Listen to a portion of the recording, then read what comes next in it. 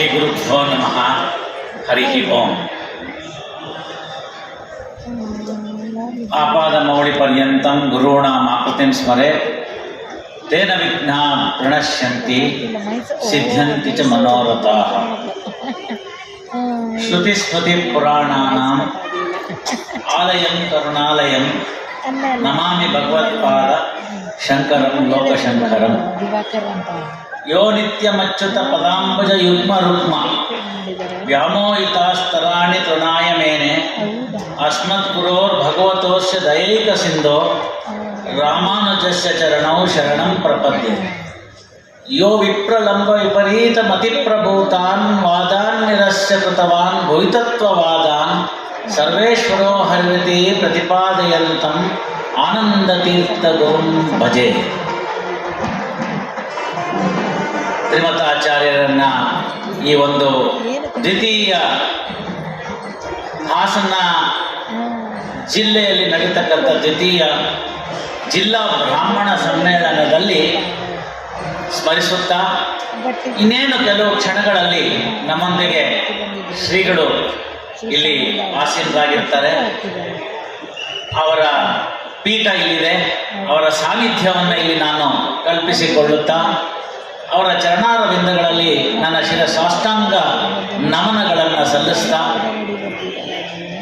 ವೇದಿಕೆಯನ್ನು ನನ್ನೊಂದಿಗೆ ಹಂಚಿಕೊಂಡಂತಹ ಮಂಜುನಾಥ ಮೂರ್ತಿ, ಸಚ್ಚಿದಾನಂದ, ನನ್ನ ಜೊತೆಗೆ ಇರಬೇಕಾಗಿರ್ತಕ್ಕಂಥದ್ದು ಇವತ್ತು ಕಾರಣಾಂತರದಿಂದ ಬರೋಕ್ಕಾಗಲಿಲ್ಲ ಅಂತ ತಿಳಿಸ್ಕೊಟ್ಟಿರ್ತಕ್ಕಂಥ ಅಶೋಕ್ ಹಾರ್ನಳ್ಳಿ ಅವರು, ಮತ್ತು ಈ ಭಾಗದ ಜನಪ್ರತಿನಿಧಿಗಳು PS ವೆಂಕಟೇಶ್ ಅವರಿದ್ದಾರೆ. ಇವ್ರನ್ನೆಲ್ಲರನ್ನು ಕೂಡ ಸಭೆಯಲ್ಲಿ ನಾನು ಅವರಿಗೆ ವಂದಿಸ್ತಾ, ಸಭೆಯ ಮುಂಭಾಗದಲ್ಲಿ ನನ್ನ ತೀರ್ಥರೂಪ ಸಮಾನರಾಗಿ ನನ್ನ ಚಿಕ್ಕಪ್ಪನವರಿದ್ದಾರೆ, ಮಾತೋಶ್ರೀ ಸಮಾನರಾಗಿ ನನ್ನ ಚಿಕ್ಕಮ್ಮ ಇದ್ದಾಳೆ, ನನ್ನ ಶ್ರೀಮತಿ ಸಹಧರ್ಮಿಣಿಯಾಗಿ ನನಗೆ ಎಲ್ಲ ಕಾರ್ಯಕ್ರಮಗಳಲ್ಲಿ ಕೈ ಜೋಡಿಸ್ತಾ ಹುರಿದುಂಬಿಸ್ತಾ ಇರ್ತಕ್ಕಂಥವಳು, ನನ್ನ ಸಹೋದರ ಈ ಕಾರ್ಯಕ್ರಮಕ್ಕೆ ಒಂಥರ ಸೇತುವಾಗಿ ಆಯೋಜಕರ ಮಧ್ಯೆ ನನ್ನ ಮಧ್ಯೆ ಆ ಸಂವಹನಕ್ಕೆ ಅನುಕೂಲವನ್ನು ಮಾಡಿಕೊಡೋ ದೃಷ್ಟಿಯಿಂದ ಅವನಿದ್ದಾನೆ. ಭಾಳಷ್ಟು ಜನ ಹಿರಿಯರಿದ್ದೀರಿ. ಶ್ರೀಕಂಠಯ್ಯ ಅವರಿದ್ದಾರೆ. ಈ ಸ್ಥಳವನ್ನು ಮಾಡಿಕೊಟ್ಟಂತಹ ಮಲೆನಾಡು ಇಂಜಿನಿಯರಿಂಗ್ ಕಾಲೇಜಿನ ಹಿರಿಯರಿದ್ದೀರಿ, ವಿಪ್ರ ಬಂಧುಗಳಿದ್ದೀರಿ, ಸಣ್ಣ ಮಕ್ಕಳಿದ್ದೀರಿ, ಮಾತೆಯರಿದ್ದೀರಿ. ಯಾಗಶಾಲೆಯಲ್ಲಿ ಬಹಳ ಅತ್ಯುತ್ತಮವಾಗಿ ಇವತ್ತು ದಶಲಕ್ಷ ಗಾಯತ್ರಿ ಹವನವನ್ನು ಮಾಡಿಕೊಡೋದಕ್ಕೆ ಅವಧಾನಿಗಳು ತಮ್ಮ ನೇತೃತ್ವವನ್ನು ಗಣಪಾಠಿಗಳಾಗಿ ವಹಿಸಿಕೊಂಡಿದ್ದಾರೆ. ಅವರ ಸಂಪೂರ್ಣ ಋತ್ವಿಕ ವರ್ಗದವರನ್ನು ಕೂಡ ಸ್ಮರಿಸ್ತಾ ಅವರಿಗೆಲ್ಲರಿಗೂ ನನ್ನ ನಮನಗಳನ್ನು ಸಲ್ಲಿಸ್ತಾ, ಯಾಕೆ ಇಂತಹ ಒಂದು ಸಮ್ಮೇಳನ ಅನ್ನೋದು ಎಲ್ಲರಿಗೂ ಬರತಕ್ಕಂಥ ಪ್ರಶ್ನೆ. ಸಾಧಾರಣವಾಗಿ ಸಮಾಜದಲ್ಲಿ ಯಾರು ಬೇಜಾರು ಮಾಡ್ಕೊಳ್ಳೋದು ಬೇಡ. ಸಾಧಾರಣವಾಗಿ ಸಮಾಜದಲ್ಲಿ ಹೇಳೋದು ಅಂತಂದರೆ ಒಂದು ಊಟ ಮಾಡಕ್ಕೆ ಬಂದು ಸೇರ್ಕೊಂಡಿದ್ದಾರೆ ಬ್ರಾಹ್ಮಣೋ ಭೋಜನ ಪ್ರಿಯ ಅಂತ. ಬಾಯಿ ಮಾತಿನಲ್ಲಿ ಬಂದಂತಹ ಆಡು ಮಾತಿನಲ್ಲಿ ಬದಲಾವಣೆ ಆದಂತಹ ಅದಲ್ಲ ನಾವು ವಿಶೇಷವಾಗಿರ್ತಕ್ಕಂಥವ್ರು, ಲೋಕಚಿಂತಕರು ಅನ್ನೋದನ್ನು ತಿಳಿಸ್ಕೊಡ್ಬೇಕು. ಬ್ರಾಹ್ಮಣೋ ಬಹುಜನ ಪ್ರಿಯ ಅನ್ನೋದನ್ನು ತಿಳಿಸ್ಕೊಡ್ಬೇಕು ಅಂತಕ್ಕಂಥದ್ದು ಉದ್ದೇಶ. ನನಗೆ 2-3 ಸಂದರ್ಭಗಳಲ್ಲಿ ಆಕ್ಷೇಪಣೆಗಳು ಬಂದವು. ಅದ್ಯಾಕೆ ನೀವು ಬ್ರಾಹ್ಮಣರ ಸಮ್ಮೇಳನಕ್ಕೆ ಹೋದ್ರಿ, ನೀವು ನ್ಯಾಯಾಧೀಶರಲ್ವೇ, ನ್ಯಾಯಮೂರ್ತಿಗಳಲ್ವೇ, ಹಾಗೆ ಒಂದು ಸಮುದಾಯದ ಜನಕ್ಕೆ ಹೋಗೋದು ಸರಿನಾ ಅಂತ. ಅದಾದ ಮೇಲೆ ಬಹಳಷ್ಟು ಕಾರ್ಯಕ್ರಮಗಳು ಸಮಾಜದ ಇತರ ವರ್ಗಗಳಿಂದಲೂ ಬಂದಿದೆ. ಅದಕ್ಕೆಲ್ಲವಕ್ಕೂ ಹೋಗಿದ್ದೇನೆ. ಅದೇ ಆ ಆಕ್ಷೇಪಣೆಗೆ ಉತ್ತರ ಅಂತ ಭಾವಿಸ್ತಾ, ಸದ್ವಿಚಾರಗಳು ಎಲ್ಲಿಂದನಾದರೂ ಬರಲಿ, ಆನೋಭದ್ರಂತೃ ಕೃತವಾ ವಿಶ್ವಯಂತು ಅಂತ ಕರೆದಂಥ ದೇಶ ಇದು. ಕುವೆಂಪುರವರು ಅದನ್ನು ತೆರೆದಿದೆ ಮನೆ ಓ ಬಾ ಅತಿಥಿ ಅಂತ ಹೇಳಿದರು. ವೇದವಾಕ್ಯದ ಮೂಲ ರಾಜ್ಕುಮಾರ್ ಸರಿತಂಗಿ ಹೇಳಿದ್ದಂತಹ ಹಾಡಲ್ಲ ಅದು. ತೆರೆದಿದೆ ಮನೆ ಓ ಬಾ ಅತಿಥಿ ಅಂತ. ಯಾವ ಅತಿಥಿ ಅಂತಂದರೆ ಸದ್ವಿಚಾರಗಳು ಪ್ರಪಂಚದ ಯಾವ ಮೂಲೆಯಿಂದಾದರೂ ಬರಲಿ ಅದನ್ನು ಸ್ವೀಕರಿಸಲು ನಾನು ಸಿದ್ಧನಿದ್ದೇನೆ ಅಂತ ಹೇಳಿಕೊಂಡಂಥ ದೇಶ ಇದು. ಅಂತಹ ದೇಶವನ್ನು ಒಂದು ರೀತಿಯಲ್ಲಿ ಯಾವಾಗ ಹೇಗೆ ಇರಬೇಕು ಒಂದು ದೇಶ, ಆ ದೇಶದ ರಾಜ ಹೇಗಿರಬೇಕು, ರಾಜನ ಕರ್ತವ್ಯಗಳೇನು, ರಾಜ ಧರ್ಮಗಳೇನು, ಅವನ ಚಿಂತನೆಗಳು ಯಾವ ರೀತಿಯಲ್ಲಿರಬೇಕು ಎಂಬುದನ್ನೆಲ್ಲ ತೋರಿಸಿಕೊಟ್ಟಂಥ ದೇಶದಲ್ಲಿ ಪುನಃ ಪುನಃ ನಾವು ಲೋಕ ಚಿಂತನೆಗೆ ಮತ್ತು ವರ್ಲ್ಡ್ ವೆಲ್ಫೇರ್ ಅನ್ನೋದನ್ನ ಏನು ಕರೀತಾ ಇದ್ದೀವಿ ನಾವು, ವಸುದೈವ ಕುಟುಂಬಕಂಬಂತಹ ವಿಶ್ವನಾಯಕನ ಆಗುವಂತಹ ವಿಶ್ವಗುರುವಾಗ್ತಕ್ಕಂತಹ ಒಂದು ವಿಚಾರದಲ್ಲಿ ದಾಪುಗಾಲಿಡ್ತಾ ಇದ್ದೇವೆ. ಅದಕ್ಕಾಗಿ ಇಂತಹ ಸಮ್ಮೇಳನಗಳು, ವಿಚಾರ ಮಂಥನಗಳು ಆಗಬೇಕಾಗಿದೆ ಅಂತ ಭಾವಿಸ್ತಾ ಇವತ್ತಿನ ಕಾರ್ಯಕ್ರಮದಲ್ಲಿ ಲೋಕಹಿತ ಕೋಟಿ ಗಾಯತ್ರಿ ಜಪಯಜ್ಞ ಸಮರ್ಪಣಾ ಅಂತ ಆಗಲೇ ಮಂಜುನಾಥ ಮೂರ್ತಿಗಳು ಹೇಳಿದ್ದಾರೆ. ನಮ್ಮ ಉದ್ದೇಶ ಇದ್ದಿದ್ದು ಕೋಟಿ ಅಂತ, ಇನ್ನು ಕೇವಲ 14 ಲಕ್ಷ ಕಡಿಮೆ ಆಯ್ತು ಅಷ್ಟೇನೆ, 7 ಕೋಟಿ ಆಗ್ತಾ ಇತ್ತು. ಭಗವಂತನ ಇಚ್ಛೆ, ಅಧಿಕಸ್ಯ ಅಧಿಕಂ ಫಲಂ ಅಂತ. ಯಾರ್ಯಾರು ಗಾಯತ್ರಿಯನ್ನ ಒಮ್ಮೆಯಾದರೂ ಕೂಡ ಪಠಿಸಿದಿದ್ದೀರಿ ಅಂತಹವರ ಜನ್ಮ ಸಾರ್ಥಕ ಅಂತಕ್ಕಂಥದ್ದು ನಾನಲ್ಲ, ವೇದ ವಾಕ್ಯಗಳು ತಿಳಿಸ್ಕೊಡ್ತವೆ. ಬೇಕಾದಷ್ಟು ಅದಕ್ಕೆ ಮಾಹಿತಿಗಳು ಸಿಗ್ತಾ ಇದೆ.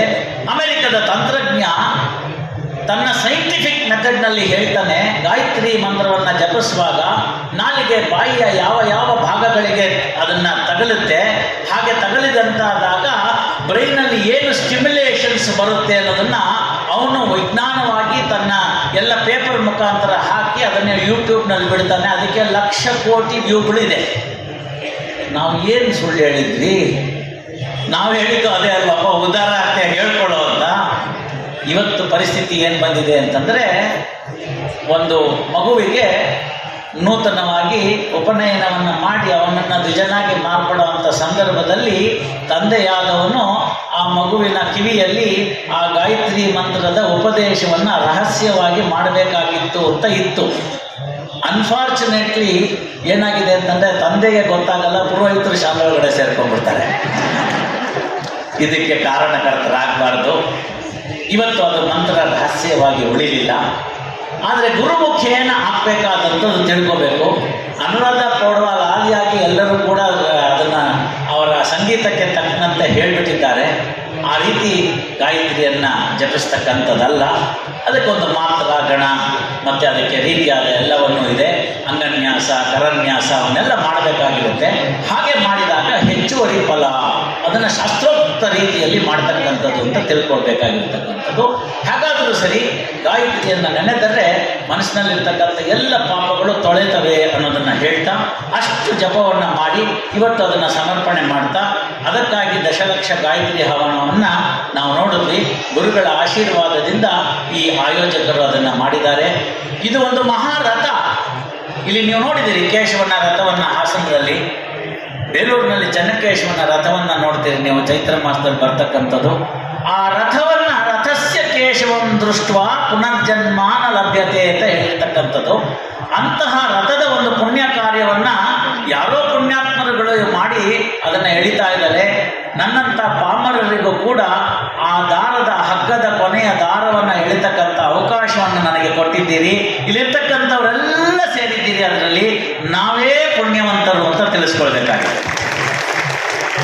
ಯಾಕೆ ಅಂತ ಕೇಳಿ ಸ್ವಲ್ಪ ಯೋಚನೆ ಮಾಡಿ. 2020 ಮಾರ್ಚ್, ಏಪ್ರಿಲ್ ಲಾಕ್ಡೌನ್, ಪಕ್ಕದ ಮನೆಯವ್ರು ತೀರೋದ್ರು, ಡಾಕ್ಟ್ರು ತೀರು ಹೋಗ್ತಾರೆ, ಹಿರಿಕರು ತೀರು ಹೋಗ್ತಾರೆ, ಚಿಕ್ಕಮ್ಮ ಚಿಕ್ಕಪ್ಪ, ಅಂತಕನ ದೂತರಿಗೆ ಕಿಂಚಿತ್ತು ದಯವಿಲ್ಲ ಅಂತ ದಾಸರು ಎಚ್ಚರಿಸಿದ್ದಾರೆ. ಅಂತಹ ಒಂದು ಮಹಾಮಾರಿ ಕರೋನಾ ನಮ್ಮನ್ನು ವಾಪಿಸಿದಾಗ ಬಹಳ ಕಷ್ಟಪಟ್ವಿ. ಇವತ್ತು ನಮ್ಮ ಸ್ನೇಹಿತರು ನಮ್ಮ ಜೊತೆಗಿಲ್ಲ, ಒಟ್ಟಿಗೆ ಕಾಫಿ ಕುಡಿದವರು ಜೊತೆಗಿಲ್ಲ, ಅವರೆಲ್ಲ ನಮ್ಮನ್ನು ಬಿಟ್ಟು ಹೊರಟು ಹೋದರು.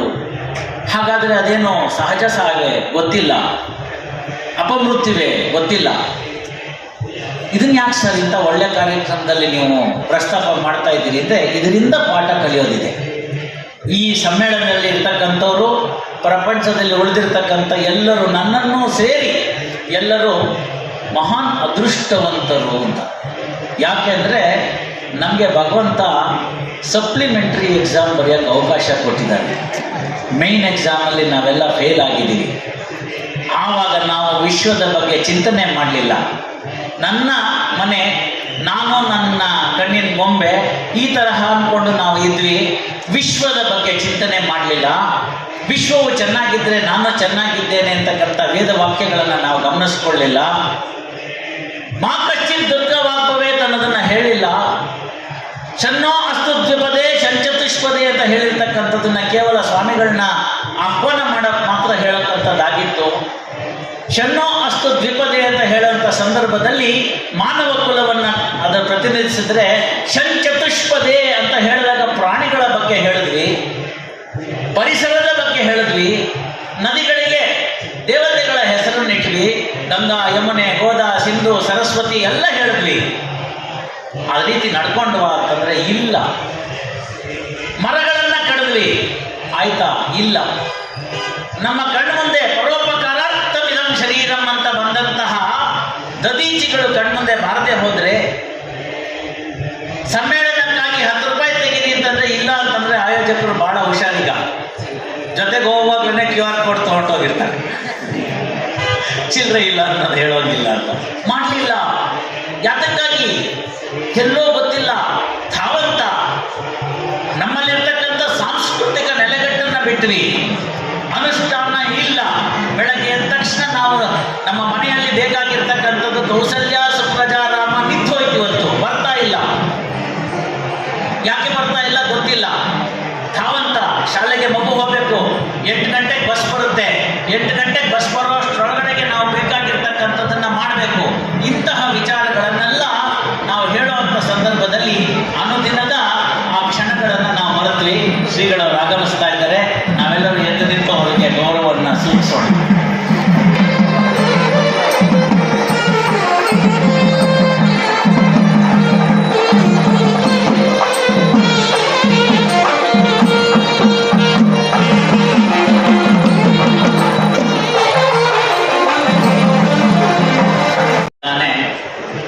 ಹಾಸನಾಂಬೆಯ ಸನ್ನಿಧಿಯಲ್ಲಿ ಕೇಶವ ನರಸಿಂಹರ ರೂಪದಲ್ಲಿ ಗುರುಗಳು ಆಸೀನರಾಗಿದ್ದಾರೆ. ತಮ್ಮೆಲ್ಲರ ಪರವಾಗಿ ಅವರಿಗೆ ನಾನು ಶತಕೋಟಿ ಶಿರಸಾಷ್ಟಾಂಗ ನಮನಗಳನ್ನು ಸಲ್ಲಿಸ್ತಾ, ಮನೆಗಳಲ್ಲಿ ಉಂಟಾಗಿರ್ತಕ್ಕಂತಹ ಧಾವಂತದ ಬಗ್ಗೆ ತಿಳಿಸ್ತಾ ಇದ್ದೆ. ಬೆಳಗ್ಗೆ ಎದ್ದು ಕರಾಗ್ರೆ ವಸತೆ ಲಕ್ಷ್ಮಿ, ಕರಮಧ್ಯೆ ಸರಸ್ವತಿ, ಕರಮೂಲೆ ಸದಾ ಗೌರಿ, ಪ್ರಭಾತೆ ಕರದರ್ಶನಂ ಅಂತಕ್ಕಂಥ ಕಾಲ ಹೊರಟೋಗಿ ತಕ್ಷಣವೇ ಎಷ್ಟು ಮೆಸೇಜ್ಗಳು ಬಂದಿದೆ, ವಾಟ್ಸಪ್ನಲ್ಲಿ ಏನೇನು ವಿಚಾರಗಳಿದೆ, ಬೆಳಗ್ಗೆ ಎದ್ದು ಏನನ್ನು ಮಾಡಲಿ ಅನ್ನೋದನ್ನು ಮಟ್ಟಕ್ಕೆ ಹೊರಟೋಗಿದ್ದೇವೆ. ಊಟ ಮಾಡುವಾಗ ಮಕ್ಕಳಿಗೆ ಮೊಬೈಲನ್ನು ತೋರಿಸಿ ಊಟ ಮಾಡುವಂತಹ ಪರಿಸ್ಥಿತಿ ಬಂದಿದೆ. ಇಂಥೆಲ್ಲ ಸಂದರ್ಭದಲ್ಲಿರುವಾಗ ಧರ್ಮದ ಪುನರುತ್ಥಾನ ಹೇಗಾಗಬೇಕು ಅನ್ನೋದನ್ನು ಚಿಂತನೆ ಬೇಕಾಗಿದೆ. ಅಂತಹ ಉದ್ದೇಶವನ್ನು ಇಟ್ಕೊಂಡಾಗ ನಮ್ಮತನ ಎಲ್ಲಿ ತಪ್ಪಿದೆ, ಇದಕ್ಕೆ ತಾಳ ಅನ್ನೋದನ್ನು ನೋಡ್ಕೊತಾ ಒಂದು ಆತ್ಮಾವಲೋಕವನ್ನು ಮಾಡಿಕೊಳ್ತಕ್ಕಂಥ ಈ ಒಂದು ವೇದಿಕೆ ಇದಾಗಬೇಕು ಅಂತ ಭಾವಿಸ್ತಾ, ನಾವೇನು ಹೇಳಿದ್ದೀವಿ ಅಂತಂದರೆ ವಿಶ್ವಹಿತ ಚಿಂತಕರು ಅಂತ ಹೇಳಿದ್ದೀವಿ. ನಮ್ಮ ನಡೆನುಡಿಗಳಿರಬಹುದು, ಆಚಾರ ವಿಚಾರಗಳಿರಬಹುದು, ಯದ್ಯದಾಚರತಿ ಶ್ರೇಷ್ಠ ಅಂತ ಹೇಳಿದಂತಹ ದೇಶ ಇದು. ಮೇಲ್ಪಂಕ್ತಿಯಾಗಿ ನಾವು ಯಾವ ರೀತಿ ಇರಬೇಕು ಅನ್ನತಕ್ಕಂಥ ವಿಚಾರಗಳನ್ನು ತಿಳಿಸ್ಕೊಟ್ಟಂಥದ್ದು. ಆ ದೇಶದಲ್ಲಿ ಎಲ್ಲೋ ಏನೋ ಧರ್ಮ ಅನ್ನೋದು ಆ ಕಡೆ ಈ ಕಡೆ ಸರಿದೋಗಿದೆ. ಚಿಂತೆ ಪಡಬೇಕಾಗಿಲ್ಲ. ಇಲ್ಲಿ ಬಂದಿರತಕ್ಕಂಥವರೆಲ್ಲ ನೆನೆಸ್ಕೊಳ್ಳಿ, ನನ್ನ ತಂದೆ ಗಣಪಾಠಿಗಳಿದ್ರು, ವೇದಾಂಗ ಪಾರಂಗತರಿದ್ದರು, ಆಗಮದಲ್ಲಿದ್ದರು, ತಂತ್ರದಲ್ಲಿದ್ದರು ಅಂತ ಹೇಳ್ಕೊಳ್ತಕ್ಕಂಥವ್ರು ಬಹಳಷ್ಟು ಜನರಿದ್ದೀರಿ. ಮಹಾಪ್ರಖ್ಯಾತ ಜ್ಯೋತಿಷರು ನಮ್ಮ ತಂದೆ ಅಂತ ಹೇಳ್ಕೊಳ್ಳುವಂಥದ್ದು ಎಲ್ಲೋ ಹೋಯ್ತು ಹಾಗಾದರೆ ಅದೆಲ್ಲ ಅಂತಂದರೆ, ಸ್ನೇಹಿತರೆ, ಮಿತ್ರರೇ, ಬಾಂಧವರೇ, ದಯವಿಟ್ಟು ಅದರ ಬಗ್ಗೆ ಚಿಂತೆ ಬೇಡ. ಯಾಕೆಂತಂದರೆ ನಿನ್ನ ರೂಪ ಆಗಿರ್ತಕ್ಕಂಥದ್ದು ನಿನ್ನ ತಂದೆ ಮತ್ತು ನಿನ್ನ ತಾಯಿಯಿಂದ. ಅವರು ಸದ್ಗೃಹಿಣಿಯರು, ಸದ್ಧರ್ಮಿಗಳು ಆಗಿದ್ದಂಥ ಸಂದರ್ಭದಲ್ಲಿ ಆ DNA ನಿಮ್ಮಿಂದ ಹೊರಗಡೆ ಹೋಗಿಲ್ಲ, ಇದೆ. ಅದಕ್ಕೆ ಸೂಕ್ತವಾಗಿರ್ತಕ್ಕಂಥ ಒಂದು ಅವಕಾಶವನ್ನು ನಾವು ಕಲ್ಪಿಸಿಕೊಡಲಿ ಸೋತೋದ್ವಿ ಅಂತ ಅನಿಸುತ್ತೆ. ಹಾಗೆ ಅನ್ನಿಸೋದಕ್ಕೆ ಕಾರಣ ಏನು ಅಂದರೆ, ಕಲಿಯುಗೆ ಅನ್ನಗತ ಪ್ರಾಣ ಅಂತ ತಮಗೆಲ್ಲ ತಿಳಿದಿರ್ತಕ್ಕಂಥದ್ದು. ಲೌಕಿಕದಲ್ಲಿ ನಮಗೆ ಇವತ್ತು ಹೊಟ್ಟೆ ಹೊರೆಯೋದಕ್ಕೆ ಸಮಯ ಸಾಕಾಗ್ತಿಲ್ಲ. ಹಗಲು ನಿನ್ನ ನೆನೆಯಲಿಲ್ಲ ಹಸಿವೆ ತೃಷೆಯಿಂದ, ಇರುಳು ನಿನ್ನ ನೆನೆಯಲಿಲ್ಲ ನಿದ್ರೆ ಬರದಿಂದ ಇವೆರಡರ ಬಾಧೆಗೆ ನಾವೊಳಗಾದನ್ನ ಪುರಂದರ ವಿಠಲ ವಿಠಲ ಅಂತ 500 ವರ್ಷದ ಕೆಳಗಡೆ ಪುರಂದರದಾಸರು ಹೇಳಿಬಿಟ್ರೆ ನಾವಿವತ್ತು ಏನು ಮಾಡಬೇಕು 2025 ಅಂತ ಪ್ರಶ್ನೆ. ಹಾಗಾಗಿ ನೋಡಿ, ನನ್ನಿಂದ ಹಿಡಿದು ಟ್ರಂಪ್ವರೆಗೂ, ನಮ್ಮ ಚಾಲಕನಿಂದ ಹಿಡಿದು ಟ್ರಂಪ್ವರೆಗೂ ಇರ್ತಕ್ಕಂಥದ್ದು 24 ಗಂಟೆ ಮಾತ್ರ. ಅದರೊಳಗಡೆಗೆ ಯಾರಿಗೂ ಕೂಡ ಕಿಂಚಿತ್ತಾದರೂ ಕೂಡ ಎಕ್ಸ್ಟೆನ್ಷನ್ ಅಥವಾ ಎಕ್ಸ್ಟ್ರಾ ಟೈಮ್ ಅನ್ನೋದಾಗಲಿ ಇಲ್ಲ. ಹಾಗಿದ್ಮೇಲೆ ಏನು ಮಾಡಬೇಕು ಅಂತಂದರೆ ದಾಸರು ಎಚ್ಚರಿಸ್ತಾರೆ. ತಾಸು ಬಾರಿಸುತ್ತಿದೆ ಕೇಳಿಸಿದೆಯಾ ಅಂತ ಕೇಳ್ತಾರೆ. ಅಂದರೆ ಹಿಂದೆ ಎಲ್ಲ ದೊಡ್ಡ ದೊಡ್ಡ ಊರುಗಳಲ್ಲಿ ದೊಡ್ಡ ದೊಡ್ಡ ಗಂಟೆಗಳನ್ನು ಹಾಕಿರ್ತಿದ್ರು. ಆ ಸಮಯ ಕಳೆದು ಹೋಗ್ತಾ ಇದೆ, ಹುಷಾರು ಅಂತ ಹೇಳ್ತಾರೆ. ಹ್ಯಾಂಗೆ ಮಾಡಲ್ಲಯ್ಯ ಕೃಷ್ಣ, ಹೋಗುತ್ತಿದೆ ಆಯುಷ್ಯ ಅಂತ ಕೇಳ್ತಾರೆ. ಹೊರಟೋಗ್ತಾ ಇದೆ, ಊಟಕ್ಕೆ ಹೊರಟೋಗ್ತಾ ಇದೆ, ನಿದ್ದೆಗೆ ಹೊರಟೋಗ್ತಾ ಇದೆ, ಭಗವತ್ ಚಿಂತನೆಗೆ ಸಮಯ ಇಲ್ಲ ಅಂತ. ಆಗ ಹೇಳ್ತಾರೆ ದಾಸರು, ಚಿಂತೆ ಪಡಬೇಡವೋ, ಚಿಂತ್ಯಾಕೆ ಮಾಡುತ್ತಿ ಚಿನ್ಮಯನಿದ್ದಾನೆ, ಚಿಂತಾಮೂರ್ತಿ ನಮ್ಮ ಅನಂತನಿದ್ದಾನೆ ಅಂತ ಹೇಳ್ತಕ್ಕಂಥದ್ದನ್ನು ನಾವು ಕೇಳ್ತೀವಿ. ಹಾಗಾದ್ರೆ ಏನು ಮಾಡಬೇಕು ಸರ್ ಅಂತಂದರೆ, ಕಲಿಯುಗದಲ್ಲಿ ಅನ್ನಗತ ಪ್ರಾಣ ಅಂತ ಹೇಗೆ ಮಾಡಿದೇನೋ, ಕಲಿಯುಗದಲ್ಲಿ ಯಜ್ಞಯಾಗಾದಿಗಳನ್ನು ಮಾಡೋದಕ್ಕೆ ಕಷ್ಟ ಅನ್ನೋದನ್ನು ತಾವೆಲ್ಲ ನೋಡಿದಿರಿ. ಬಹಳ ಕಷ್ಟಪಟ್ಟು ಶ್ರಮಪಟ್ಟು ಇವತ್ತು ಇದನ್ನು ಮಾಡ್ತಾ ಇದ್ದೀವಿ. ಪ್ರತಿದಿನ ಇದನ್ನು ಮಾಡು ಅಂತಂದರೆ ಸಾಧ್ಯವ ಅಂದರೆ ಕಷ್ಟ. ಹಾಗಾದ್ರೆ ಏನು ಮಾಡ್ಬೋದು ಅಂತಂದರೆ ಹರಿನಾಮ ಸ್ಮರಣೆ ಅಂತ ಹೇಳಿದ್ರು. ಹರಿನಾಮ ಸ್ಮರಣೆಯಿಂದ ಅದೆಲ್ಲ ಸಾಧ್ಯವ ಅಂತ ಹೇಳಿದ್ರೆ ನಮ್ಮ ಮುಂದೆ ಧ್ರುವ ನಿಲ್ಲಬೇಕು, ನಮ್ಮ ಮುಂದೆ ಪ್ರಹ್ಲಾದ ನಿಲ್ಲಬೇಕು. ಅಂಥವನ್ನ ನಾವು ಇಟ್ಕೊಂಡಾಗ ಏನು ಕಾಣುತ್ತೆ ಅಂತಂದರೆ, ಮಕ್ಕಳಾಡಿಸುವಾಗ ಮಡದಿಯೊಡನೆ ಅಕರದಿ ಮಾತನಾಡುವಾಗ ಕೃಷ್ಣ ಎನ್ನಬಾರದೆ ಅಂತ ಕೇಳ್ತಾರೆ. ಕೃಷ್ಣ ಎಂದರೆ ಕಷ್ಟ ಒಂದಿಷ್ಟಿಲ್ಲ, ಕೃಷ್ಣ ಎನ್ನಬಾರದೆ ಅಂತ ಕೇಳ್ತಾರೆ. ಗಳಿಗೆ ನಾವು ಅದನ್ನು ನಾಮಸ್ಮರಣೆ ಮಾಡಬೇಕು ಅಂತ. ಹಾಗೆ ಮಾಡೋದ್ರಿಂದ ನಾವು ವಿಶ್ವಹಿತ ಚಿಂತಕರಾಗ್ತೀವ ಅಂದರೆ ಖಂಡಿತ ಆಗ್ತೀವಿ ಅಂತಕ್ಕಂಥ ಭರವಸೆಯನ್ನು ನಾನು ಈ ವೇದಿಕೆ ಮುಖಾಂತರ ಕೊಡ್ತಾ ಇದ್ದೇನೆ. ಯಾಕೆ ಅಂತ ಕೇಳಿ, ಸದ್ವಿಚಾರಗಳು ಯಾವಾಗಲೂ ಕೂಡ ಈ ಪ್ರಪಂಚದಲ್ಲಿ ಪಾಸಿಟಿವಿಟಿ ಅನ್ನೋದು ರೆಸೊನೇಟ್ ಆಗ್ತಾ ಹೋಯಿತು ಅಂತಂದರೆ, ಎಂತೆಂತಹ ಸಂದರ್ಭಗಳಲ್ಲಿ ಅವು ನಮ್ಮನ್ನು ಕಾಪಾಡಿದೆ ಅಂತ ಅನ್ನೋದಕ್ಕೆ ನಮ್ಮ ಮುಂದೆ ಕಂಡುಬರ್ತಕ್ಕಂಥ 10 ಹಲವು ಉದಾಹರಣೆಗಳಿದೆ. ಅಂತಹ ಉದಾಹರಣೆಗಳಲ್ಲಿ ನಮಗೆ ಮುಖ್ಯವಾಗಿ ಸಿಗಬೇಕಾದಂಥ ಒಂದು ಉದಾಹರಣೆ ಅಂತಂದರೆ ದ್ರೌಪದಿಯ ವಸ್ತ್ರಾಕ್ಷಯ ಅಂತಕ್ಕಂಥದ್ದನ್ನು ಮಾತೆಯರು ವಿಶೇಷವಾಗಿ ಇದನ್ನು ಎಲ್ಲಿ ಯಾರು ನೀವು ಅದನ್ನು ಆ ತರಹ ಪದವನ್ನು ಉಪಯೋಗಿಸ್ತಾರೆ ಅಲ್ಲಿ ಅದನ್ನು ನೀವು ದಯಮಾಡಿ ನಿರಾಕರಿಸಿ. ವಸ್ತ್ರಾಪಹರಣ ಅನ್ನೋ ಪದ ಕೂಡುದು ಇನ್ನು ಮುಂದೆ. ಭಗವಂತ ಅದಕ್ಕೆ ಅವಕಾಶ ಕೊಡಲಿಲ್ಲ. ಮಹಾನ್ ವೀರಾದಿ ವೀರರಾಗಿರ್ತಕ್ಕಂಥ ಪಂಚ ಪಾಂಡವರಿದ್ದರು, ಕಾಮನ್ ಪ್ರಿಪಾಸಿಟರ್ಸ್ ಅಂತ ಭೀಷ್ಮರಿದ್ದರು.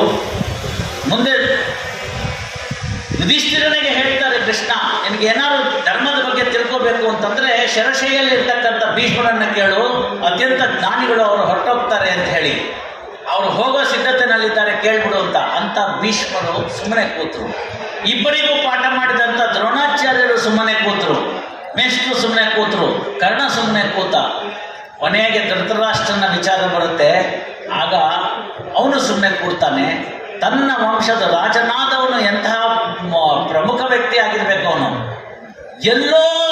ಎಲ್ಲೋ ಮೂಲೆಯಲ್ಲಿ ಒಂದು ರೈಲು, ಈಗಿನ ಥರ ಈ ಮೇಲು ಆ ಮೇಲು ಯಾವ ಮೇಲೂ ಇಲ್ಲಿಲ್ಲ.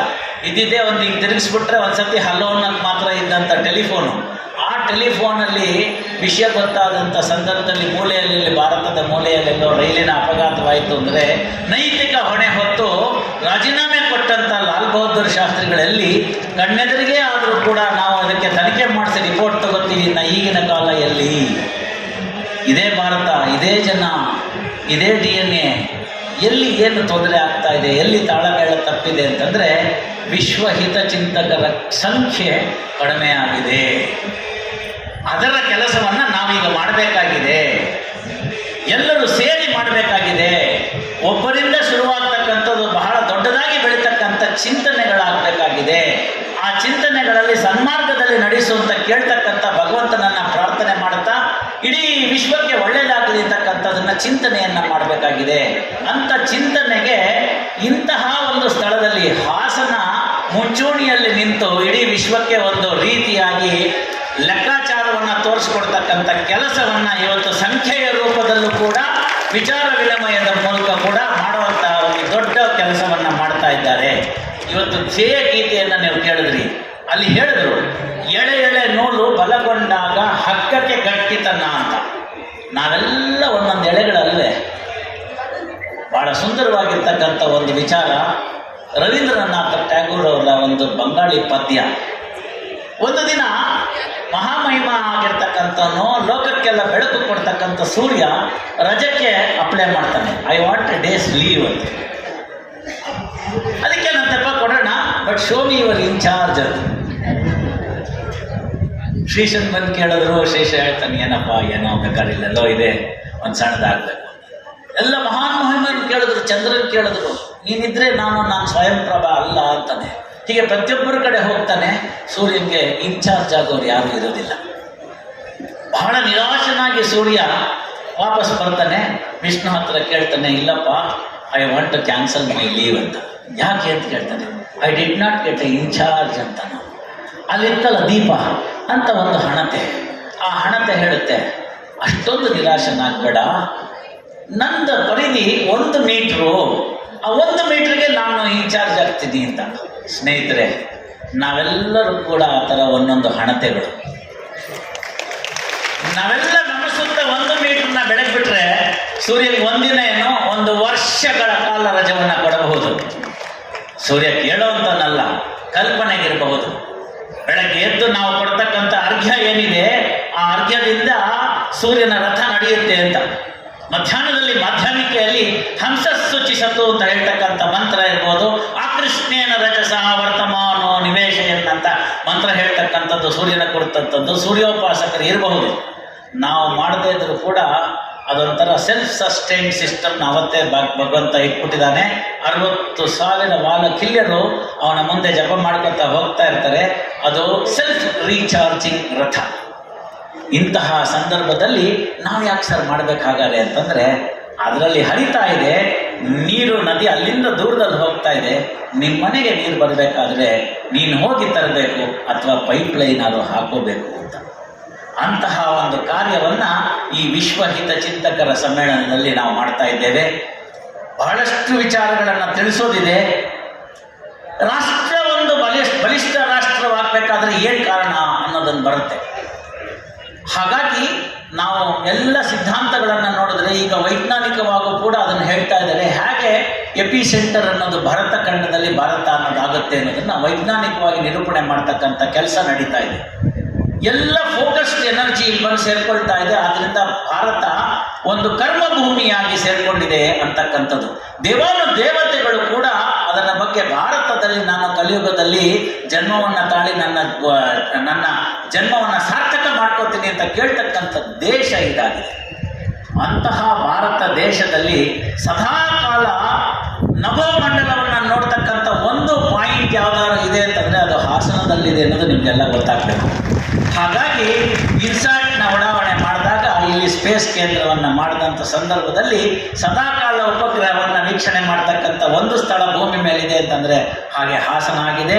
ಇಲ್ಲಿ ಬರ್ತಕ್ಕಂತಹ ಈ ಹಿತಚಿಂತನೆಗಳೇನಿದೆ, ಆ ಹಿತಚಿಂತನೆಗಳು ಇಡೀ ವಿಶ್ವಕ್ಕೆ, ವಿಶ್ವ ಅನ್ನೋ ಪದ ಇದೆ ಅಲ್ಲಿ, ಭೂಮಂಡಲ ಅನ್ನೋ ಪದ ಇಲ್ಲ. ದಯಮಾಡಿ ಅರ್ಥ ಮಾಡ್ಕೊಳ್ಳಿ. ಚಿಂತಕರು ಅದನ್ನ ಆಯೋಜಕರು ಈ ರೀತಿ ಯೋಚನೆ ಮಾಡಿದ್ರೋ ಇಲ್ವೋ ನನಗೆ ಗೊತ್ತಿಲ್ಲ. ನನಗೆ ಅನಿಸಿದ್ದೇನು ಅಂತಂದ್ರೆ, ಅದು ಭೂಮಂಡಲಕ್ಕೆ ಅಂತ ಹಿತಚಿಂತನೆ ಅಂತಿಲ್ಲ, ಇಡೀ ವಿಶ್ವಕ್ಕೆ ಅಂತಿದೆ. ವಿಶ್ವಂ ವಿಷ್ಣುರ್ ವಷಟ್ಕಾರೋ ಅಂತ ಹೇಳ್ತಕ್ಕಂಥದ್ದು ಎಂಥ ದೊಡ್ಡ ಪದ ಆಯ್ತಲ್ವಾ. ಸರ್ವೇ ಜನಾ ಸುಖಿನೋ ಭವಂತು ಸಮಸ್ತ ಸನ್ಮಂಗಳಾನಿ ಭವಂತು ಅಂತ ಕರಿತೀವಿ ನಾವು. ಯಾತಕ್ಕೋಸ್ಕರ ಕರಿತಾ ಇದ್ದೀವಿ ಅದನ್ನ ಅಂತ ಹೇಳ್ತಂತಂದ್ರೆ, ವಿಶ್ವಕ್ಕೆ ನಿನ್ನ ಕೊಡುಗೆ ಏನು ಅಂತಂದ್ರೆ, ಚೇತನ ಶರೀರವಿದು. ದಾಸರು ಅದನ್ನೇ ಹೇಳ್ತಾರೆ, ಸಾಧನಾ ಶರೀರವಿದು ನೀ ದಯದಿ ಕೊಟ್ಟದ್ದು ಅಂತ ಹೇಳ್ತಾರೆ. ಹಾಗಾದ್ರೆ ಯಾವುದಕ್ಕೆ ಉಪಯೋಗಿಸ್ಕೋಬೇಕು ಅಂತ. ಶರೀರ ಮಾಧ್ಯಮ ಖಲು ಧರ್ಮ ಸಾಧನಂ ಅಂತ. ಮಾನವ ಜನ್ಮ ದೊಡ್ಡದು, ಅದನ್ನು ಹಾನಿ ಮಾಡಿಕೊಳ್ಳಲಿ ಬೇಡ, ಹುಚ್ಚಪ್ಪಗಳಿರ ಅಂತ ಎಚ್ಚರಿಸ್ತಾರೆ. ಇಷ್ಟೆಲ್ಲವನ್ನ ಕೊಟ್ಟಿದ್ದಂಥದಕ್ಕೆ ಚಿಂತನೆಯನ್ನು ಮಾಡಿಕೊಡೋದಕ್ಕೆ ಅವಕಾಶವನ್ನು ಮಾಡಿಕೊಟ್ಟಂತಹ ದೇಶದಲ್ಲಿ ಇವತ್ತು ಧರ್ಮ ನಶಿಸ್ತಾ ಇದೆ. ಧರ್ಮ ನಶಿಸಿದ್ರಿಂದ ಅಧರ್ಮ ಅದರ ಮೇಲೆ ಕೂತು ಸವಾರಿಯನ್ನು ಮಾಡ್ತಾ ಇದೆ. ಇಂತಹ ಒಂದು ದೋಲಾಯಮಾನವಾಗಿರ್ತಕ್ಕಂಥ ಸಂದಿಗ್ಧ ಪರಿಸ್ಥಿತಿಯಲ್ಲಿ ನಿಮ್ಮ ಕರ್ತವ್ಯಗಳೇನು ಅಂತಂದರೆ, ಬೆಳಗಾಗೆದ್ದು ನಮ್ಮ ಜಾನಪದದವ್ರು ಹೇಳ್ತಾಳೆ, ಬೆಳಗಾಗಿ ಎದ್ದು ಯಾರ್ಯಾರ ನೆನೆಯಲ್ಲಿ ಎಳ್ಳು ಜೀರಿಗೆ ಬೆಳೆಯೋಳ ಅಂತ ಕೇಳ್ತಾನೆ. ಅಂದರೆ ಭೂಮಿ ತಾಯಿಗೆ ಮೊದಲು ವಂದನೆ ಆಗಬೇಕು. ಕ್ಷಮೆಯಾ ಧರಿತ್ರಿ ಅಂತ ಹೇಳಿ, ಅಮ್ಮ ನಿನ್ನ ಮೇಲೆ ಕಾಲಿಡ್ತಾ ಇದ್ದೀನಿ ಅಂತ ಹಾಸಿಗೆಯಿಂದ ಎದ್ದು ಭೂಮಿ ಮೇಲೆ ಕಾಲಿಡುವಾಗ ಕ್ಷಮಾಪಣೆಯನ್ನು ಕೇಳಿ ಅಂದಿನ ಕೆಲಸ ಕಾರ್ಯಗಳನ್ನು ಮಾಡ್ಕೊತಾ ಸ್ನಾನ ಆಹ್ನಿಕ ಇದನ್ನು ಮುಗಿಸಿ ಕೈಲಾದಷ್ಟು ಜಪತಪಗಳನ್ನು ಮಾಡಿ ಅದನ್ನು ಭಗವಂತನಿಗೆ ಅರ್ಪಿಸಿ ಆ ನಂತರ ನಮ್ಮ ಬೆಳಗಿನ ಉಪಹಾರವನ್ನು ತೆಗೆದುಕೊಂಡು ಕರ್ತವ್ಯ ಚ್ಯುತಿ ಆಗದಲ್ಲೇ ನೋಡಿ, ನನ್ನದೊಂದು ಮನವಿ ಇದೆ, ದಯಮಾಡಿ ಅರ್ಥ ಮಾಡ್ಕೊಳ್ಳಿ. ಯಾರು ನಿಮಗೆ ಇದರ ಬಗ್ಗೆ ಆಕ್ಷೇಪಣೆ ತೆಗೆದ್ರು ಕೂಡ ಈ ಉತ್ತರವನ್ನು ಅವರಿಗೆ ನೇರವಾಗಿ ಕೊಡಿ. ದೇವರ ಮನೆ ಹೊಸಲು ತನಕ ನನ್ನನ್ನು ಯಾರನ್ನು ಕೂಡ ನೀನು ಯಾವ ಧರ್ಮವನ್ನು ಆಚರಿಸ್ತಿ ಅಂತ ಪ್ರಶ್ನಿಸ್ತಕ್ಕಂಥ ಹಕ್ಕಿಲ್ಲ.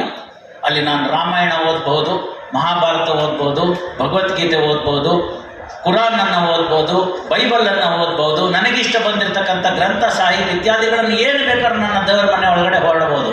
ನನ್ನ ಮನೆಯ ಹೊಸ್ತಿಲನ್ನು ದಾಟಿದ ತಕ್ಷಣ ನಮಗೆ ಇರ್ತಕ್ಕಂಥದ್ದು ರಾಷ್ಟ್ರಹಿತ ಅಂತ ಹೇಳಿ, ಹಾಗೆ ಆಗ ಸಂವಿಧಾನಬದ್ಧವಾಗಿ ನಡ್ಕೊಳ್ತಕ್ಕಂಥದ್ದು. ಚಿಂತನೆಯಿಂದ ಒಂದು ರಾಷ್ಟ್ರ ದೊಡ್ಡದಾಗುತ್ತೆ ಅನ್ನೋದಕ್ಕೆ ನಮ್ಮ ಮುಂದೆ ಹಲವಾರು ಉದಾಹರಣೆಗಳಿದೆ. ಹಳೆಯ ನಮ್ಮ ಬೇಕಾದಷ್ಟು ಭಾಗವತದಲ್ಲಿ ಬರ್ತಕ್ಕಂಥ ಕಥಾನಕಗಳಿರ್ಬೋದು, ಮಹಾಭಾರತದಲ್ಲಿ ಸಿಗ್ತಕ್ಕಂಥದ್ದಿರ್ಬೋದು, ರಾಮಾಯಣದಲ್ಲಿ ಸಿಗ್ತಕ್ಕಂಥದ್ದಿರ್ಬೋದು, ದುಷ್ಟ ಶಿಕ್ಷಣ ಶಿಷ್ಟ ರಕ್ಷಣ ಅನ್ನೋ ಪದ್ಧತಿ ಇರ್ಬೋದು. ಅದೆಲ್ಲ ಆಗಿತ್ತು ಸರ್. ಯಾರೋ ಖಾತೆ ಬರ್ಕೊಂಡಿದ್ದಾರೆ ಅಂತಂದ್ರೆ ಕಣ್ಣು ಮುಂದೆ ಇರ್ತಕ್ಕಂಥ ಶಿವಾಜಿಯನ್ನು ನೋಡಿ ಸಮರ್ಥ ರಾಮದಾಸರನ್ನ ಕಾಣೋದಿಲ್ವಾ ನಿಮಗೆ? ಹಕ್ಕಬುಕ್ಕರಿಗೆ ವಿದ್ಯಾರ್ಥಿಗಳು ಕಾಣುತ್ತಿಲ್ವಾ ನಿಮಗೆ?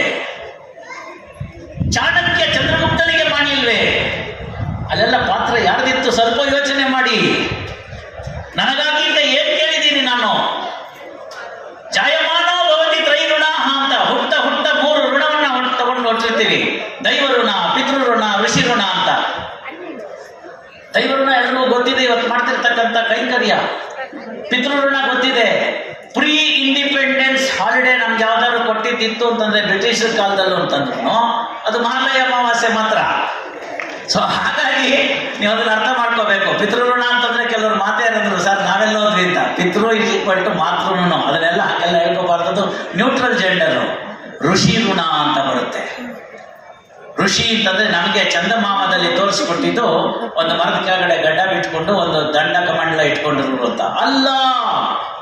ಅಲ್ಲ, ದೇಶಕ್ಕಾಗಿ ಸ್ವಹಿತವನ್ನ ತ್ಯಾಗ ಮಾಡಿ ಬಹುಜನರ ಹಿತಾರ್ಥಕ್ಕೋಸ್ಕರ ತನ್ನದೆಲ್ಲವನ್ನು ತ್ಯಾಗ ಮಾಡಿ ನಡೆಸಿಕೊಟ್ಟಂತ ಪುಣ್ಯಾತ್ಮರುಗಳಾಗಿದ್ದಾರೆ ಅವರೆಲ್ಲ ಋಷಿಗಳು. ಒಮ್ಮೆ ಯೋಚನೆ ಮಾಡಿ, 4ನೇ ತರಗತಿಯಲ್ಲಿ ಫೀಸು ಕಟ್ಟಕ್ಕಾಗ್ದಲ್ಲೇ ತನ್ನ ಓದನ್ನು ನಿಲ್ಲಿಸಿ ತನ್ನ ಸ್ನೇಹಿತ ಆ ಊರಿನಲ್ಲಿ ತನ್ನ ತಂದೆ ಒಂದು ದೇವಸ್ಥಾನದ ಅರ್ಚಕರಾಗಿರ್ತಾರೆ. ಆ ಊರಿಗೆ DC ಬರ್ತಿರ್ತಾರೆ. ಆ ಹುಡುಗ ಹೇಳ್ತಾನೆ, ನನ್ನ ಸ್ನೇಹಿತ ಬರ್ದೆ ಹೋದ್ರೆ ನಾನು ಸ್ಕೂಲ್ಗೆ ಹೋಗಲ್ಲ ಅಂತ. ನಿಮ್ಮ ಸ್ನೇಹಿತ ಯಾಕೆ ಬರಲ್ಲ ಅಂತ ಕೇಳಿದ್ರೆ ಅವ್ನು ಫೀಸ್ ಕಟ್ಟಕ್ಕೆ ದುಡ್ಡಿಲ್ಲ ಅಂತ ಹೇಳ್ತಾರೆ. ಆಗ ಫೀಸ್ ಕಟ್ಟಕ್ಕೆ ದುಡ್ಡಿಲ್ಲ ಅಂತ ಹೇಳಿದಂಥ ಸಂದರ್ಭದಲ್ಲಿ ನಾನೇನು ಮಾಡಬೇಕು ಅಂತ ಕೇಳ್ತಾರೆ. ಮುಂದಿನ ವಾರ ಕಲೆಕ್ಟರ್ ಬರ್ತಾರಲ್ಲ, ಅವ್ರಿಗೆ ಹೇಳೋದನ್ನ ಫೀಸ್ ಮಾಫ್ ಮಾಡಿಸು, ಅಂದ್ರೆ ನಾನು ಸ್ಕೂಲ್ಗೆ ಹೋಗ್ತೀನಿ ಅಂತ ಹೇಳ್ತಾನೆ. ಇದೆಲ್ಲ ನೀವು ಯೂಟ್ಯೂಬು ಗೂಗಲ್ ಸರ್ಚ್ ಮಾಡಿದ್ರೆ ಗೊತ್ತಾಗುತ್ತೆ. ಮುಂದೆ ಆ ಕಲೆಕ್ಟರ್ ಬರ್ತಾರೆ, ಅವರಿಗೆ ಹೇಳಿ ಅದನ್ನ ಫೀಸ್ ಮಾಫ್ ಮಾಡ್ತಾರೆ. ಅವ್ರು ಶಾಲೆಗೆ ಸೇರ್ತಾರೆ. ಶಾಲೆಗೆ ಸೇರಿದಂಥ ಪುಣ್ಯಾತ್ಮ ದೊಡ್ಡ ಕೆಲಸವನ್ನ ಮಾಡ್ತಾರೆ. ಸೈಕಲ್ ಮೇಲೆ ತನ್ನ ಎಲ್ಲ ಬಿಡಿ ಭಾಗಗಳನ್ನು ತೆಗೆದುಕೊಂಡು ಹೋಗಿ ಅಲ್ಲಿಂದ ದೂರದ ರಾಜಸ್ಥಾನದಲ್ಲಿ ಬುದ್ಧನನ್ನ ನಗಿಸಿದಂತ ಅಬ್ದುಲ್ ಕಲಾಂ ನಿಮಗೆ ಋಷಿ ಆಗಲ್ವಾ? ಯೋಚನೆ ಮಾಡಿ. ಅಬ್ದುಲ್ ಕಲಾಂನನ್ನ ಅವತ್ತು ಕೈ ಹಿಡಿದೆತ್ತವರು ಇದೇ ವಿಶ್ವ ಹಿತ ಚಿಂತಕರಾಗಿರ್ತಕ್ಕಂಥ ನಾವುಗಳೇ ಅದನ್ನು ಮರಿಬಾರದು. ಚಿಂತನೆಯಲ್ಲಿ ಎಲ್ಲೂ ವ್ಯತ್ಯಾಸ ಆಗಲಿಲ್ಲ ನಮಗೆ. ಅದನ್ನ ಕುಕೃತ್ಯಕ್ಕೆ ತಮ್ಮ ಅನುಕೂಲಕ್ಕೆ ಬಳಸಿಕೊಂಡಂತಹ ಸಂದರ್ಭಗಳು, ಅದು ಕಲಿಯುಗದ ಯುಗಧರ್ಮ.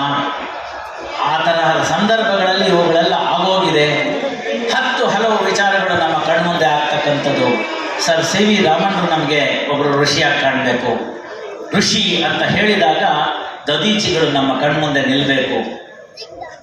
ದುಷ್ಟ ಶಿಕ್ಷಣೆಗಾಗಿ ನಿನ್ನ ಬೆನ್ನುಮೂಳೆಯನ್ನು ಕೊಡುವಂತ ದೇವತೆಗಳು ಹೋಗಿ ಕೇಳ್ಕೊಳ್ಳಿ ಅಂತ ಹೇಳ್ತಾನೆ. ಅವಾಗ ನಕ್ಬಿಡ್ತಾರೆ ದದೀಚಿಗಳು. ಏನಯ್ಯ ದೇವತೆಗಳು, ನೀವು ಅಮೃತ ಕುಡಿದಿದ್ದೀರಿ, ನಿಮಗೆ ನೋವಿನ ಕಷ್ಟ ಗೊತ್ತಿಲ್ಲ. ಬೆನ್ಮೂಳೆ ಕೊಡೋದು ಅಂತಂದ್ರೆ ದೇಹ ತ್ಯಾಗ ಮಾಡೋದು ಹೇಗೆ, ನಾನು ಯಾಕೆ ಕೊಡ್ಲಿ ಅಂತ ಹೇಳಿ ಒಂದು 4-6 ವ್ಯಂಗ್ಯದ ನುಡಿಗಳನ್ನು ದದೀಚಿಗಳು ಆಡ್ತಾರೆ. ಯಾಕೆ ಆಡ್ತಾರೆ ಅಂತ ಹೇಳ್ತು ಅಂತಂದ್ರೆ ಪರೋಪಕಾರದ ವಿವರಣೆಗಳನ್ನು ತಿಳಿಸೋದಕ್ಕೋಸ್ಕರ ಅಂತ ಹೇಳ್ತಾರೆ. ಯಾಕೆ ಅದನ್ನು ಹೇಳ್ತಾರೆ ಅಂತಂದ್ರೆ ಕೊನೆಗೆ ಹೇಳ್ತಾರೆ, ನನಗೆ ಗೊತ್ತು ಇದರದ ಕಾರ್ಯ ಒಳ್ಳೆಯದಾಗಿದೆ, ಆ ಕಾರಣಕ್ಕೋಸ್ಕರ ನಾವು ಮಾಡ್ತಾ ಇದ್ದೀವಿ ಅಂತಕ್ಕಂಥದ್ರಿಂದ ಆಗ ತಮ್ಮ ಬೆನ್ನುಮೂಳೆಯನ್ನು ಕೊಟ್ಟು ವಜ್ರಾಯುಧವನ್ನು ಮಾಡಿ ದುಷ್ಟ ಶಕ್ತಿ ಸಂಹರಣವನ್ನು ಮಾಡೋದಕ್ಕೆ ಮಾಡಿಕೊಟ್ಟಂಥ ದೇಶ ಇದು. ಅಂತಹ ಪರೋಪಕಾರ ಗುಣಗಳನ್ನು ಹೊಂದಿರತಕ್ಕಂಥವ್ರು ನಾವು. ಎಂದಿಗೂ ಯಾವತ್ತಿಗೂ ನಾವು ಏನನ್ನೂ ಬಿಡಲಿಲ್ಲ, ಏನನ್ನು ತೆಗೆದುಕೊಂಡು ಹೋಗಲಿಲ್ಲ. ಎಲ್ಲವನ್ನ ಕೂಡ ಹರಿ ಅರ್ಪಣೆ ಅಂತ ಮಾಡಿದ್ವಿ. ಆತ ಹರಿ ಅರ್ಪಣೆ ಮಾಡಿದಾಗ ತಾವು ನೋಡಿದ್ರಿ, ಇವತ್ತು ಬೆಳಗ್ಗೆ ಹೋಮ ಕಾರ್ಯದಲ್ಲಿ ನಾವು ಭತ್ತವನ್ನು ಅಲ್ಲಿ ಹಾಕ್ತಾ ಇದ್ವಿ. ಅದು ಬೆಂಕಿಗೆ ತಾಕ್ತು. ನೀವು ಅಲ್ಲಿ ನೋಡಿದ್ರೆ ಗೊತ್ತಾಗುತ್ತೆ, ಸಿಡಿತು, ಅರಳಾಯಿತು. ಕಷ್ಟ ಸಹಿಷ್ಣುಗಳಾಗಿರ್ತಕ್ಕಂಥ ನಾವು ಅರಳುಗಳಾಗಿ ಸೊಸೈಟಿಗೆ ವಾಪಸ್ ಕೊಡ್ತಾ ಇದ್ದೀವಿ, ಸಮಾಜಕ್ಕೆ ವಾಪಸ್ ಕೊಡ್ತಾ ಇದ್ದೀವಿ ಅನ್ನೋದನ್ನು ಇಲ್ಲಿರ್ತಕ್ಕಂಥ ಪ್ರತಿಯೊಬ್ಬರು ನೆನೆಸ್ಕೋಬೇಕು. ಬೇಯಿಸಿದ್ರೆ ಅನ್ನಕ್ಕಾಗಲಿ, ಇನ್ನೂ ಜಾಸ್ತಿ ಗಟ್ಟಿಗೆ ಒತ್ತಡಕ್ಕೆ ತಿರುಕಿದ್ರೆ ಕೃಷ್ಣನಿಗೆ ಪ್ರಿಯವಾಗಿರ್ತಕ್ಕಂಥ ಅವಲಕ್ಕಿ ಆಗಲಿ ಕುಟ್ಟಿಸಿಕೊಂಡೆ. ಇಷ್ಟೆಲ್ಲ ನಮ್ಮನ್ನು ಯಾಕೆ ದೂರ್ತೀರಿ? ಯೋಚನೆ ಮಾಡಬೇಕಾದಂಥದ್ದಲ್ವಾ? ಸಮ್ಮೇಳನಗಳಲ್ಲಿ ಇವುಗಳ ಬಗ್ಗೆ ಚಿಂತನೆ ಇರಬೇಕು. ಎಂದೂ ಕೂಡ ಸಮಾಜದ ಚಿಂತನೆಗಳಿಗೆ ನಾವು ವಿರೋಧ ಕೊಡಲಿಲ್ಲ, ಸಮಾಜದ ಹಿತಚಿಂತನೆಯನ್ನು ಬಿಟ್ಟು ಬಾಳಲಿಲ್ಲ. ಸಮಾಜದಲ್ಲಿ ಒಬ್ಬರಾಗಿ ಸರ್ವರಿಗೂ ಹಿತವನ್ನು ಕೇಳ್ತಕ್ಕಂಥದ್ದನ್ನು ನಾವು ಚಿಂತನೆಗಳನ್ನು ಇಟ್ಕೊಂಡ್ವಿ. ಈ ರೀತಿಯಾಗಿ ಸಮಾಜದ ಒಳಿತಿಗಾಗಿ ಬಹಳಷ್ಟು ಜನ ನಾವು ಪ್ರಯತ್ನ ಪಟ್ವಿ, ಇನ್ನೂ ಪಡ್ತಾ ಇದ್ದೀವಿ, ಮುಂದೆ ಪಡಬೇಕು. ನಾನು ಆಗಲೇ ಹೇಳಿದ ಹಾಗೆ ನಾವ್ಯಾರು ಕೂಡ ನನ್ನನ್ನು ಸ್ವಹಿತೆಯಿಂದ ಯಾವುದನ್ನು ಮಾಡಲಿಲ್ಲ. ಪ್ರತಿ ದಿವಸ ನಾವು ಕೇಳ್ತಕ್ಕಂಥದ್ದು ಇಡೀ ಲೋಕ ಸಮಸ್ತ ಲೋಕ ಚೆನ್ನಾಗಿರಲಿ ಅಂತ ಭಾವಿಸಿದಂಥವ್ರು. ಹಾಗೆ ನೋಡಿದಾಗ ನಮಗೆ ಕಾಣಿಸ್ತಿದೆ, ದೇಶವಾಗಿದೆ ರಾಜ್ಯಗಳಿಂದ, ರಾಜ್ಯಕ್ಕೆ ಊರುಗಳನೇಕವು, ಊರಾಯಿತು ಹಲ ಕುಟುಂಬ ಸೇರಿ, ಕುಟುಂಬಕ್ಕೆ ವ್ಯಕ್ತಿಯೇ ಮೂಲ. ಹಾಗಾಗಿ ಇಲ್ಲಿರ್ತಕ್ಕಂಥ ಪ್ರತಿಯೊಬ್ಬ ಮಹನೀಯರಲ್ಲಿ ನನ್ನದೊಂದು ವಿನಂತಿ, ನೀವೊಬ್ಬರು ಸರಿ ಹೋಗ್ಬಿಡಿ, ತನ್ನಿಂದ ತಾನೇ ವಿಶ್ವ ಸರಿ ಹೋಗುತ್ತೆ. ನಿಮ್ಮೊಬ್ಬರ ಚಿಂತನೆ ಬದಲಾವಣೆ ಆಗಲಿ, ಇಡೀ ವಿಶ್ವ ಚೆನ್ನಾಗಾಗುತ್ತೆ. ಹಾಗಾಗಿ ನಾವೇನು ಹೇಳಿದ್ವಿ ಅಂದರೆ ಸಹನಾಭವತ್ತು ಸಹನೋ ಗುಣತ್ತು ಅಂತ ಕರೆದ್ವಿ.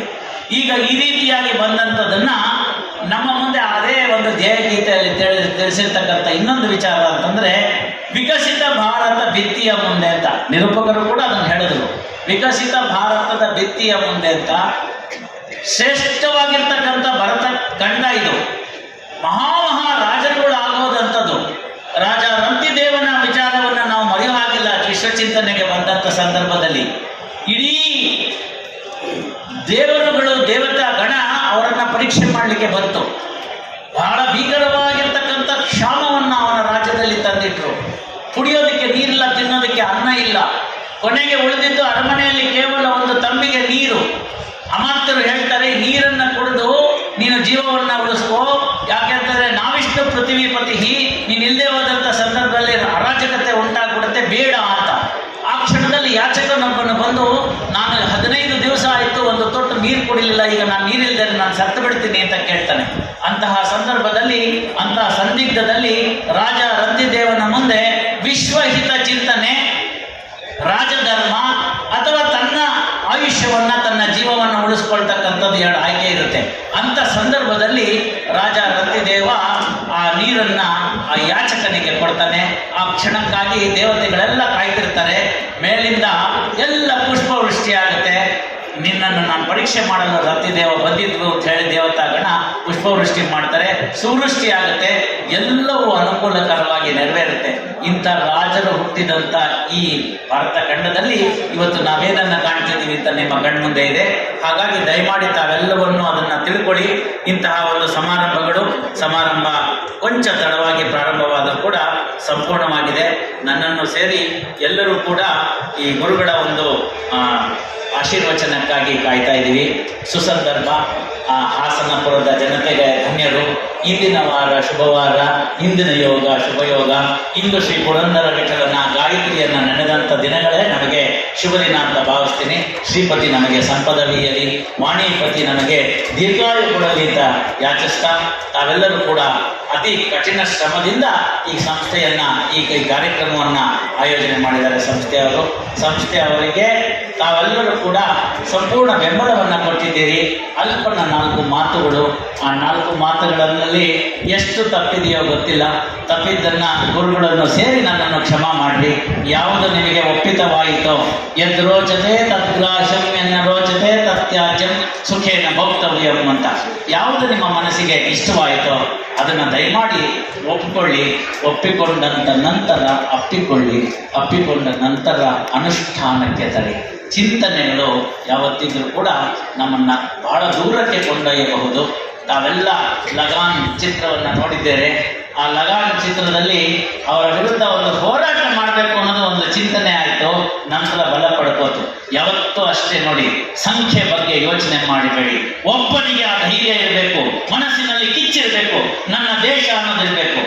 ನಾಲ್ಕನೇ ಋಣ ರಾಷ್ಟ್ರ ಋಣ ಅಂತ, ಜಾಯಮಾನ ಭವತಿ ತ್ರೈ ಋಣ ಅಂತ ಹೇಳಿದ್ದೀನಿ. ನಾಲ್ಕನೇ ಋಣ ರಾಷ್ಟ್ರ ಋಣವಾಗಬೇಕು. ರಾಷ್ಟ್ರಕ್ಕೆ ನಾನೇನು ಮಾಡಿದ್ದೀನಿ ಅಂತ ಹೇಳಿದ್ರೆ ಏನೂ ಮಾಡಲಿಲ್ಲಪ್ಪ ಅಂತ ಹೇಳಬೇಕು. ಕೋವಿಡ್ ಜ್ಞಾಪಿಸ್ಕೊಂಡ್ರಲ್ಲ, ಮುಂದಿನ ಧರ್ಮೋದಕಕ್ಕೆ ಹೋದಾಗ ನಿಮಗೆ ಅಲ್ಲಿ ಆಚಾರ್ಯರು ಏನು ಪುಣ್ಯ ಮಾಡಿದ್ಯಪ್ಪ ನೀನು, ವಾಪಸ್ ನಿಮ್ಮ ಹೋದಂಥವ್ರಿಗೆ ಕೊಟ್ಟವ್ರನ್ನ ಸ್ವರ್ಗಲೋಕಕ್ಕೆ ಸೇರಿಸಬೇಕು ಅನ್ನೋದಕ್ಕೆ ಏನು ಪುಣ್ಯ ಮಾಡಿದೆ ಅಂತ ಕೇಳಿದ್ರೆ ಗಟ್ಟಿಯಾಗಿ ಹೇಳಿ ಶುಕ್ರವಾರದ ದಿವಸ 26ನೇ ತಾರೀಕಿನ ದಿವಸ ನಾನು ಹಾಸನಕ್ಕೆ ಹೋಗಿದ್ದೆ. 27ನೇ ತಾರೀಕಿನ ದಿವಸ ಗಾಯತ್ರಿ ಹೋಮ ಇತ್ತು, ಅಲ್ಲಿ ಪಾಲ್ಗೊಂಡಿದ್ದೆ. ಗುರುಗಳಿದ್ರು, ಆಶೀರ್ವಾದ ಮಾಡಿದೆ.